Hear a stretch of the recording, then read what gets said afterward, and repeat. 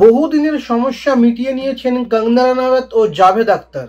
দীর্ঘদিন আইনি লড়াইয়ে জড়িয়েছিলেন দুই তারকা।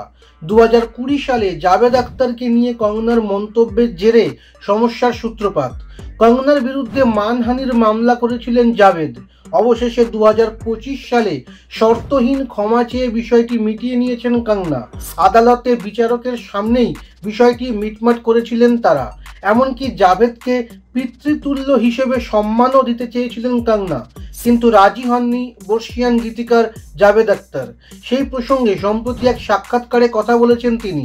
জাভেদ বলেছেন, আদালতে কঙ্গনার সঙ্গে দেখা হয়েছিল, বিচারকের সামনেই শর্তহীন ক্ষমা চেয়েছিলেন তিনি। ওর কাছ থেকে আমি কোনো টাকা চাইনি, 50 কোটিও না, 5 টাকাও না। আমি শুধু ক্ষমাই আশা করেছিলাম। বিচারকের সামনেই ও লিখিত ক্ষমা চেয়েছিল। আনুষ্ঠানিকভাবে ক্ষমা পর্ব মিটে যাওয়ার পরে মেজাজ হালকা হয়েছিল দুজনেরই।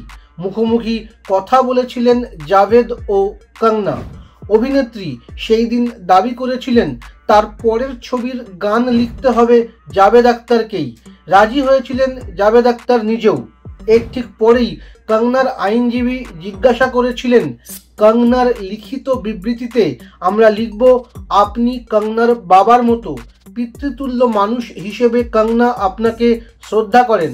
সঙ্গে সঙ্গে জাভেদ উত্তর দিয়েছিলেন, আমি এত সুন্দরী একজন মহিলার বাবার মতো হতে চাই না।